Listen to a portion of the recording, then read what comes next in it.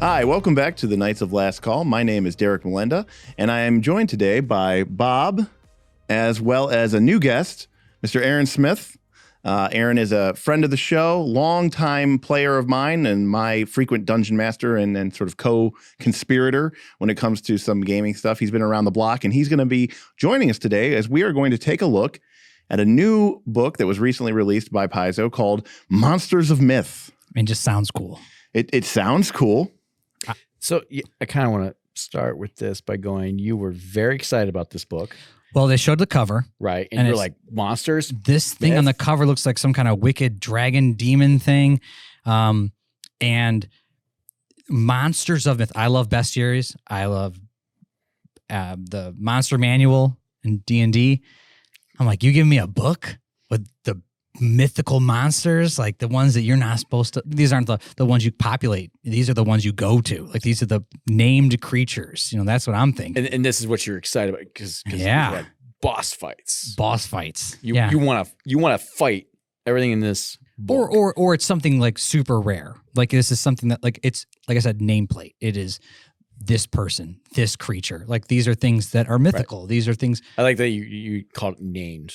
Yes. Like yeah, it's very video gamey. Very video game. So we thought we would do this review, and this is a really interesting take for us because Bob was very excited about this book for months. Yeah, for months, really been waiting on begging to do this. We got our hands on the initial release PDF as subscribers do.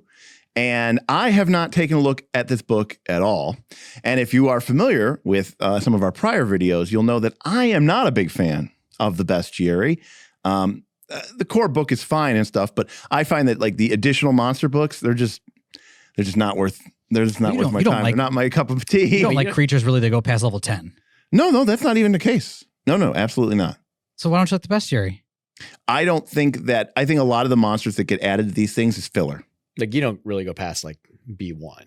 Yeah, B1. Oh, okay. You know, like give me whatever, trolls, angel things, whatever. You get your staple, but by the time you're... Yeah, I don't need a monster that's like, oh, this is a magical color of light, which has been reflected into a pond, and now it hasn't, I don't need... You think that's cool? Do you want to fight a magical pond of light? That sounds a little hard. I'd rather fight a dragon.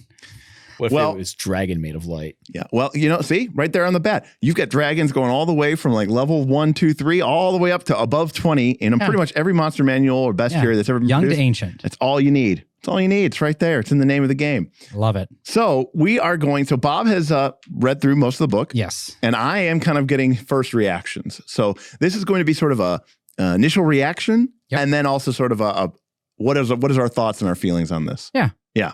So Bob, what do we got? Disappointment is what I had. I mean, I was really, what I should have done is I should have realized that this was a Lost Omens book. Okay. And not another bestiary. And so originally I just saw this sweet cover and this is a Monsters of Myth book. I'm like, yeah, Monsters of Myth. That sounds really cool. Really, it's a lore book. And what I did was they just released that latest Paizo Live and they talked about it. This is like 80% lore, 20% crunch, where I would have been better off with like a 50-50. Like, yeah, I want some crunch. I want some lore too. This book does really well with setting up a singular idea for like a one shot. I think like they're like here's the background about this mythical monster. Let me tell you some lore about it so you know what you're talking about, and then we're gonna set off the idea for the campaign, and then you could go fight that guy, which ideally would be like right up my alley. Except for some of the monsters are really lackluster, and some of the campaign things kind of are not really cool. But it does a couple good things. It tells you a lot about the lore of the monsters, so each one has that. Then it tells you about how to run it at different level campaigns. I mean, that's everything you're telling me so far. I think sounds good. You might like it. This is why I think I don't like it. He's disappointed because it wasn't just like big fight, big fight, big fight, big fight. Well, I think they put too much into the lore. There's like a bunch of pages. Too much reading. There's too much reading. I'm dyslexic. Well, and there you have it, ladies and gentlemen. But either way, and then it gives you the monster stat block, and then you were talking about earlier about overcomplicated monsters. These are very overcomplicated monsters. But I mean, even on the first page.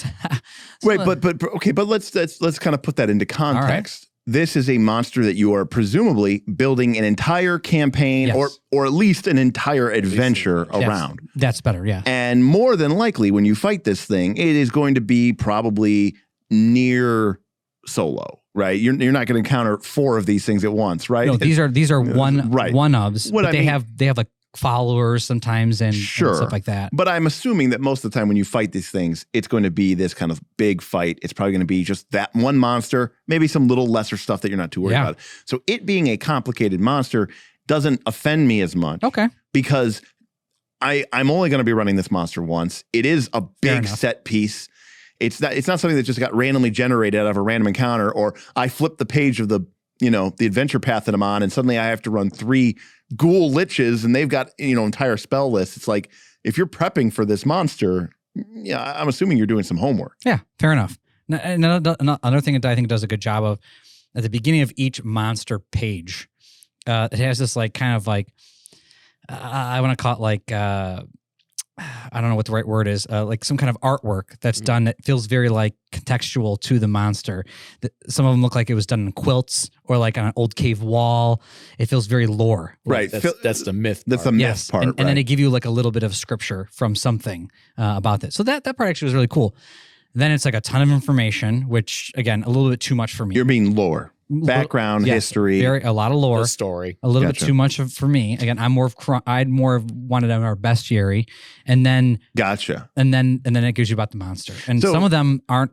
So Again- if this book had been Bestiary 4, But But monster now myth. let's also go back. Okay, let's go back.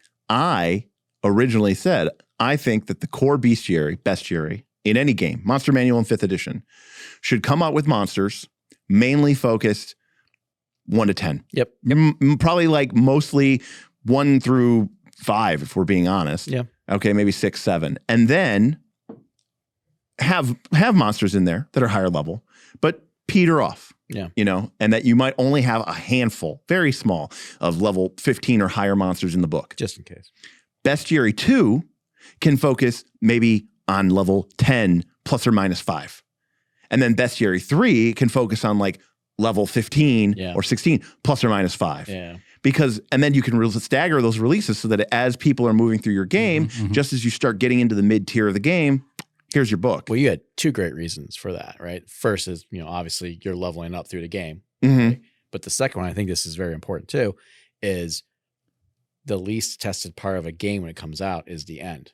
Sure. Okay, great. Right. Right. So if you're releasing your 15 through 25 level monsters as Right away, yeah. Well, if you're releasing as Bestiary 3, that might be Like, right. a year into the game. Year or You've 15 worked months. out the kinks. You got some Merida out. You Now have these a are better idea of how the higher level of the game is going to play out. That's a good Exactly. point. And you can actually design the monsters that way. And so you were kind of almost hoping that this was almost going to be like a Bestiary 4, but focused on the real high end. The named monsters, the And- one-ofs. And to your point, this is I think Bob hit It's it a right. lore, right? It is a Lost Omens book. Yeah.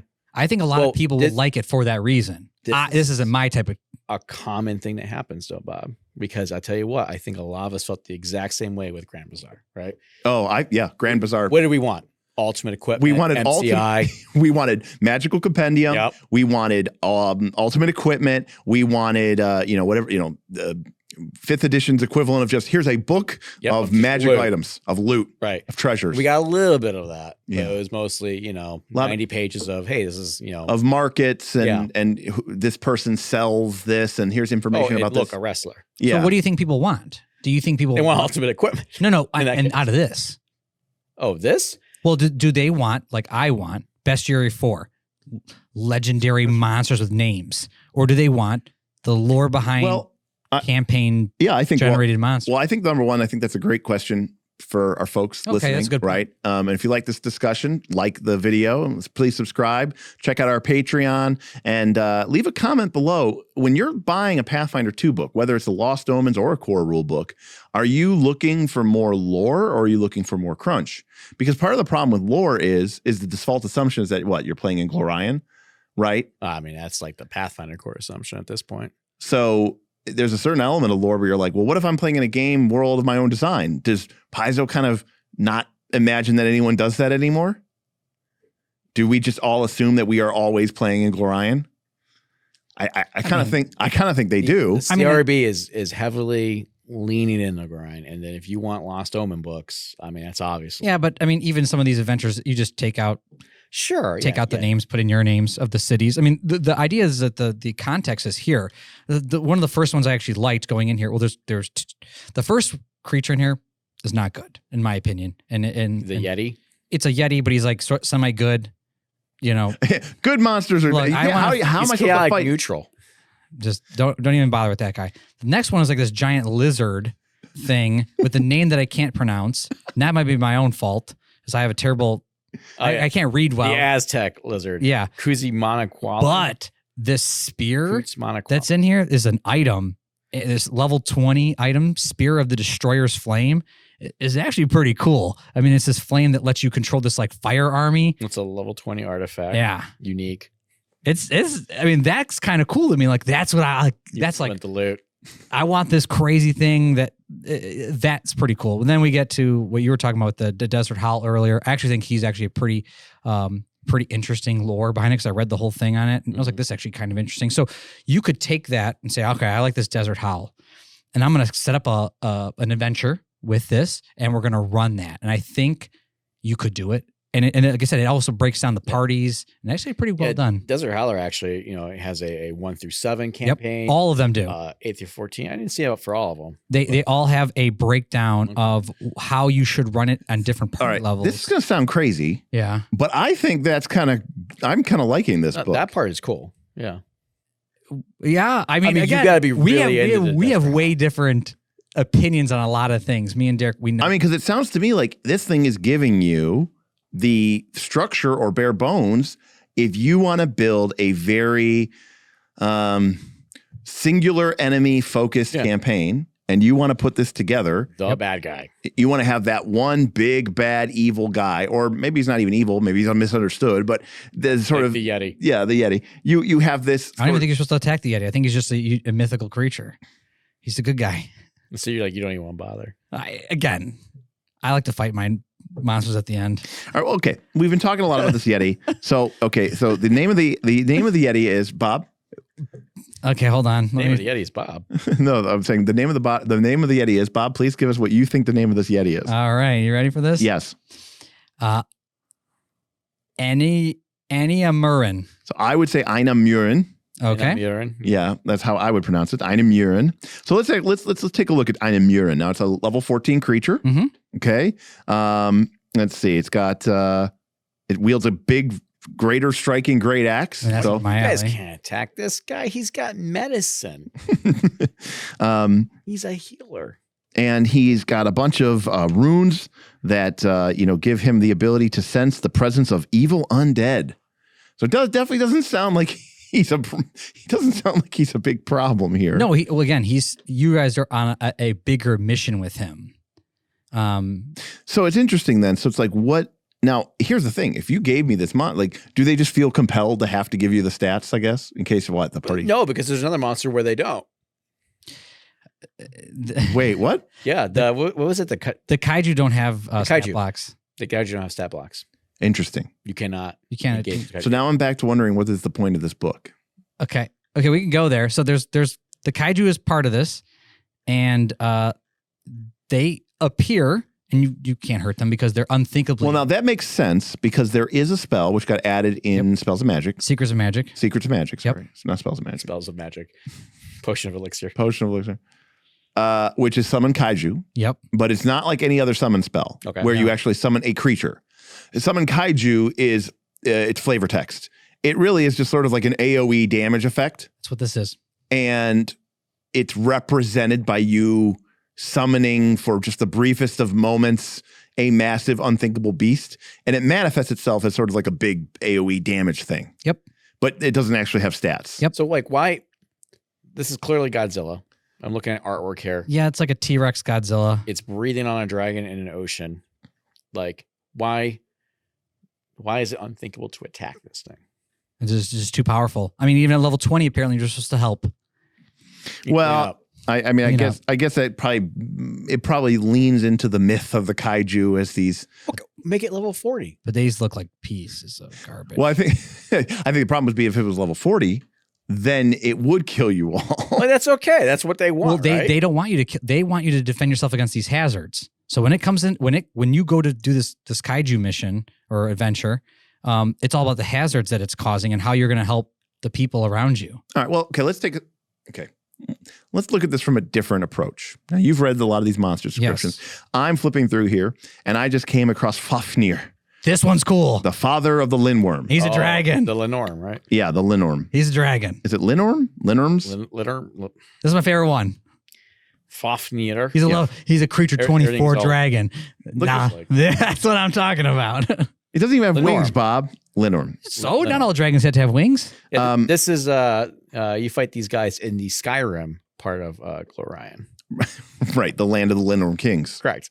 Well, okay, so but what I wanted to look at, what I was interested in this book is if there were ever monsters that Pathfinder 2 intended to be fought 1v many, solo, basically, right? You by definition, these are solo monsters. Right. You'll never fight more than one of this. And they clearly probably expect you to be like, if you're going to fight this thing, it's going to be it versus your party. Yep. Right. So I was wondering if we could look into some of these profiles They have solo. and see if they put in any sort of solo mechanics. And by solo mechanics, I'm really kind of referring to 4th edition D&D, or legendary actions from 5th edition, where you sort of have this. Well, this guy can make 3 attacks with 2 actions. So right off the bat, I'm noticing a couple of things. So the one is he has extra reactions.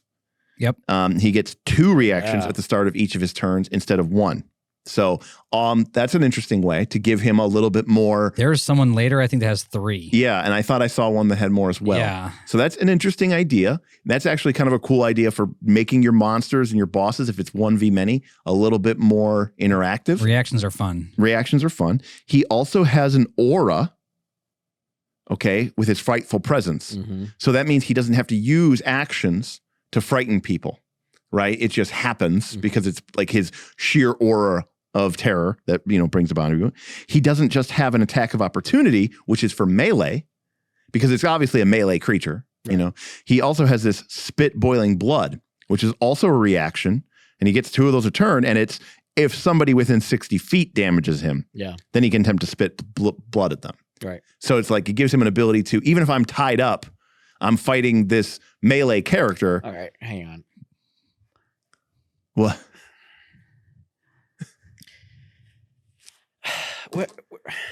Where's is he like biting his tongue to get the blood? Like, okay. I think it's like stomach acid. But no, that would be different. Spits blood. You're right. Stomach acid does not course through your veins, Bob, just to let you know that. Well, look, he's a mythical creature. I guess he could do anything he wants. Okay, sure. I mean, he's got this crazy blasting breath, which is So I'm okay with the blood boiling. Oh, okay. No. Boiling cataclysm blood firestorm. is a poison. It's actually an affliction. Okay, so it's not literally blood. I don't believe so. I mean, it says spits blood. It says It does just say spit blood. no. It says spit boiling blood, and it said effect. Fafnir spits blood at the creature. It must immediately attempt a fort save against boiling blood. So it is blood. And boiling blood boiling blood is something is a different. fire poison. Yeah, but he said it spits blood. It does say it spits blood. Like the power is called spit boiling blood, but the description is spits blood. Well, listen, I don't know. I'm just saying. Later on, he gets to shoot this what is freaking the lightning hurricane at someone, which is 20d6. Okay, but crazy. No, that's not. That's not crazy. Think about it this way. If that hit Azius, who's level 10. 90-foot cone. Wait, Bob, 20d6 damage Additionally, deals 10d6 damage of electricity. to one creature. So let's No, see. there's a cone. No, additionally, Fafnir deals 10d6 additional electricity damage okay. to one creature within the area. Let's say you got hit by that. Yeah. At level 10, Azius. That's 30d6 damage. Guess what? It's not even 100 hit points. It's only 2 actions. How many hit points does Azius have? 170 or something. Yeah, okay. So it's not as horrible as But this isn't one that. Well, to be fair, he'd critically fail the reflex save. Yeah. But this isn't one of the ones that you have to. Listen, we're getting off topic. We see here Okay, sorry. that it has an aura, it has extra reactions, it has a variety of reactions, not just attack of opportunity. He's got great speed. He's got a fantastic speed. He has freedom of movement at all times, apparently. He's got a couple different attacks that do a couple different things, including an agile attack. He has some spells, but it's really just a plain shift back to the first world. Mhm. Yeah, constant freedom of movement, constant true seeing. So classic boss technique of, hey, if there's something that's disruptive, just have your boss cheat so that it doesn't get affected by any of those things. Mhm. He's got the Furious Frenzy, which is basically like Draconic Frenzy. Yeah. It's basically 3 attacks for 2. 3 attacks for 2, which is good action Yeah. economy from the boss. Most of the dragons have that, which is he's a dragon, so Yeah. it makes sense. So, I mean, I think you could use this idea of a template and start to get a sense for how you could start to maybe make creatures in Pathfinder 2 a little bit more interactive if you're planning on fighting in 1v many. But then you got to get this this sword 2 pages earlier, Sword of Riddell, Okay, there's a book about monsters. He wants to talk about the Sword of Riddell. which is item 20, which lets you 12-foot sword. fucking whoop this monster's butt. I don't see the stats for it. It's on the page after him, but the picture's on the page 2 pages I before. don't care about the picture, Bob. But it's a 12-foot sword with runes on it. It is a +3 major striking Dragon Bane Speed Adamantine Greatsword. So it's a +3 sword Yep. so it's no different than any other +3 greater It's striking. 12 feet. And it gives you a +2 bonus to fear, but it's +4 against dragons. And it's also cold iron when attacking this one in particular, which has a weakness to cold iron. And it deactivates its regeneration. So you need this sword It's basically actually part of. useful for this dragon. Well, that's what the whole thing is. You're supposed to. This sword is in his cave. He keeps it close to him because he knows this is his biggest weakness. Man, was he a Final Fantasy boss? This one was actually pretty cool. All right, well, that one plays. But all right, Bob, we got time for one more. We got time for one more that I liked. Yeah. Oh, You just want to do one you don't like. or do you want to do? Well, actually, I mean, again, the kaiju I thought was really terrible. And to be clear, the reason you didn't like the kaiju is because they didn't provide stats. It's just a bunch of hazards. That's not a monster. I can't fight What am I supposed hazards. to do with that? There is the Krampus later on, which I think is really funny because it goes against one of the things you said, which was it doesn't give me any stat block because the stat block is in the bestiary number 2. Wait, what? Wait, Oh, what? no, number 3. Sorry. It says confronting Krampus. GMs can use the statistics for Krampus found on pages 154 to 155 of Pathfinder Bestiary 3. All right, continue. So they have an entry for a creature that they already published. No, but what they give you is his little celebrants, these little things that he can turn, which are lovely creatures that look like children from that No one is monster ever book. going to. Now I can run my Krampus campaign. Yeah, Excellent. yeah. No one is ever going to run a Krampus campaign ever. So that part kind of Ever. made me laugh. That's just a waste of space. Someone right now is figuring out how to run a Krampus Yeah. campaign. All right. I've thought about it. There's a lion earlier which I thought had a pretty cool What I lore like about behind the it. lion is that it has stats for selling his hide. Yeah, all right. and the lion is only once. It comes out once whenever it's alive. It's only one can be alive at one time. It mates with other lions to make these other big lions, which are kind of part of its thing. But then once it's killed, and it's killed usually for its hide or its protective armor that this hide provides, which I think is cool because that's another item that I can have, this like mythical item. Right. Then it eventually like instills its energy into another lion that eventually becomes it again. So some of it's cool. So, conclusion, you bought this book to get the loot. I don't know why I bought this book. I thought it was going to be. well, okay. So Some of it's cool. Some of it seems like a waste. So here is my problem with it. If you have infinite money and you buy all the Pathfinder 2 books, buy the book. Why not? Here is my biggest problem with the book. This book contains 20 monsters of myth. Mhm. And it contains a few pages of lore on each of them, along with occasionally a stat block, should it be some sort of monster. Sometimes. Maybe. But using that information, you could probably structure a campaign that sort of is built around the themes of this monster, culminating in either a final fight with them or some sort of other appropriately cool Absolutely. absolute element. Here's the problem. What's this book retail for? $40, $50, 30, 40 bucks. 30, 40 bucks. Whatever Lost Omen is. Sure, it's got 20 in there. But $34.99. but realistically, because these are monsters of myth, how many of these are you going to use in one campaign? One? Probably. Maybe 2. Well, you got 20 monsters. You Right. got 20 core classes. So Yeah, but each monster in here has 3 different ways to run it because each one has a 1 through 7, an 8 through 14, and a 15 through 20. So my But what point, about this for a campaign? I guess my How point, cool would this my be? guess my point is just that if you buy this, realize that you are not just going to be able to drag and drop this into a campaign, right? This is not, if you have an ongoing campaign, like this is, side quest.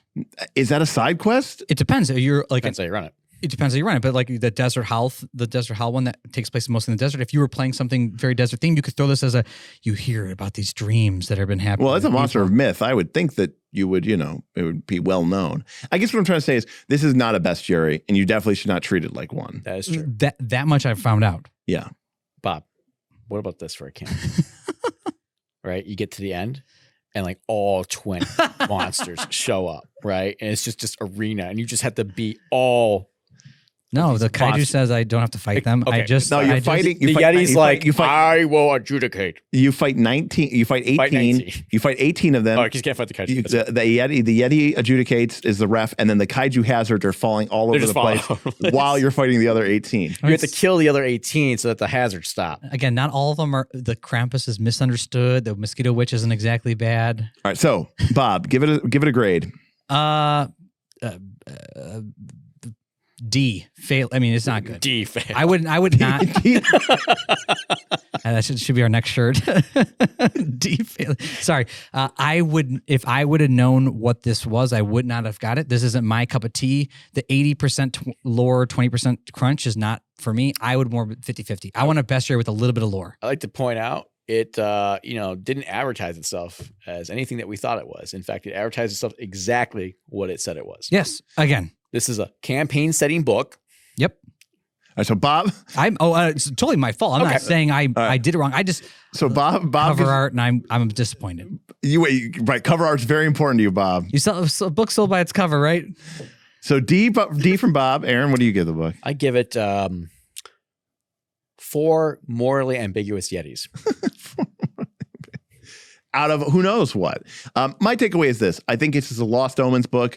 I think you're going to get possibly get some use out of it, but not as much use of it. I think it's probably like a C minus. I mean, I think you're going to get as much use out of this book as you want to actually incorporate these into a campaign. If you want this book, it's a good book. Yeah. I just, and so I would think that, and that's why I say, don't think it's something it's not.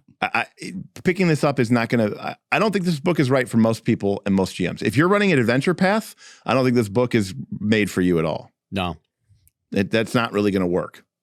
And so I think that overall, as a Lost Omens book with some cool lore about some monsters, if you're into that, if you're actually into monsters, not the way Bob is into monsters, if you actually appreciate like the lore, the cool stories and the mythology, and you just don't want to see big monsters getting taken down because it's so cool like an anime, then I think the book is worth checking out. So yeah, I'd probably say something like solid C, not their best product, but probably not by far not their worst. So what would you say their worst product was? Oh goodness, putting me on the spot. You mean for Pathfinder 2? Mm-hmm. Maybe we can talk about that after the podcast. I didn't like the Legends book. Which one? Lost Omens Legends. Oh, that's the one for all the high-level NPCs. It just has like random NPCs. Some of them aren't even that cool. Yeah. And I'm like, I don't even know how I'm supposed to use that. This book was supposed to be the opposite of that. Yeah. Well, this is a much better concept than the Legends concept to me. I'm like, I don't care about these, high-level characters because Golarion isn't like Forgotten Realms. Right. Where like, I don't know, I hate to say it, but it's like Dritz, Elminster, Kelvin, like these are literal legends, right. The Seven Sisters. Actual legends. Yeah, actual legends. Fake Pazeo legends are just fake Pazeo legends. I mean, they felt like fake Pazeo legends. They're telling me they're a legend. I don't feel that way. I don't feel that way. You didn't read a book I didn't read multiple series about this monster. There are Pathfinder books. I've never read them. Yeah, I don't think I've never read any of them either. All right, well, that. Well, we can take a deep dive if you stick around and you're part of the Patreon. We can go a little bit more into some of this stuff too. Yeah. So what we're gonna do here, of course, it's YouTube, so we gotta kind of keep things tidy and stuff like that. So we're gonna go ahead and kind of wrap the video here. But if you are a member of our Patreon, we're gonna look at a couple additional monsters there where we have a little bit more freedom. So if you're interested in checking that out, take a look at the link below. But for the immediate time, we're going to go ahead and kind of wrap this up. I'd like to do a review video for most future releases to at least talk about them. We got, God knows, Absalom. Yeah, Absalom just came out. The Book of the Dead comes out soon. Archives. Dark Archives comes out next year, and there'll probably be 17 books between then and now. So I hear you're a big fan of the Psychic. Is that correct? Well, they're changing it. The playtest reviews did say that they're going to change it a lot, so I'm looking forward to that. So, let us know if you'd like us to take a look at older products, or if you like us kind of just talking about these new books. We'll try to get these out pretty quickly so that it's relevant if you're looking to make a decision. Basically, as soon as we get the PDF. So, for the Knights, Bob, Any last words? No, I'll save those for in a little bit. All right. Well, I have some words. Well, I want to thank Aaron for joining us today. You may know Aaron from our podcast, the Late Night Show. So go ahead and check that out. That's available on Apple, Google, Spotify, Anchor, any place where you can get your podcasts. And so you can go ahead and check us out there as well. But for the rest of the nights, my name is Derek Melinda saying we'll see you next time, and welcome to the Knights of Last Call.